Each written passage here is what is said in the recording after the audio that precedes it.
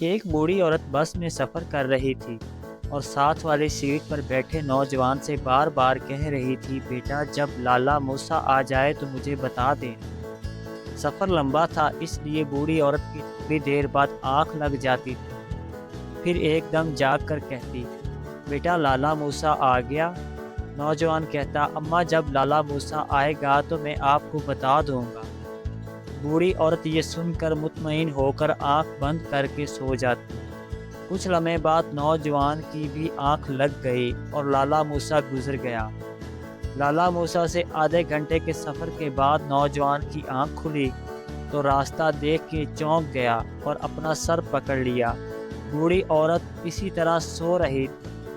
وہ چپکے سے ڈرائیور کے پاس پہنچا اور کہا، یہ بوڑھی عورت لالا موسیٰ اترنا چاہتی تھی لیکن اس کی آنکھ لگ گئی۔ ڈرائیور بھی یہ سن کر پریشان ہو گیا اور گاڑی سائڈ پہ کھڑی کر دی تاکہ حالات سے نمٹنے کا کوئی طریقہ سوچا جا سکے۔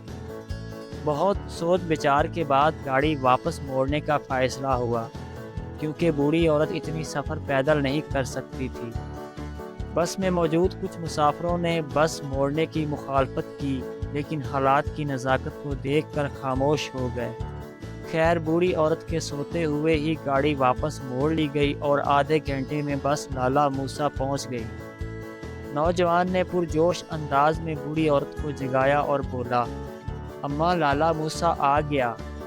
بوڑھی عورت نے جاگ کر اپنے ساتھ پڑے ایک چھوٹے سے بیگ کھولنے لگی اور اس میں سے دوائیوں کے شاپر نکال کر اس میں ٹیبلٹ کے پتے میں سے ایک گولی کھا کر بوتل سے پانی پینے کے بعد تمام دوائیاں واپس بیگ میں سنبھال کر سیٹ سے ٹیک لگا کر سو گئی۔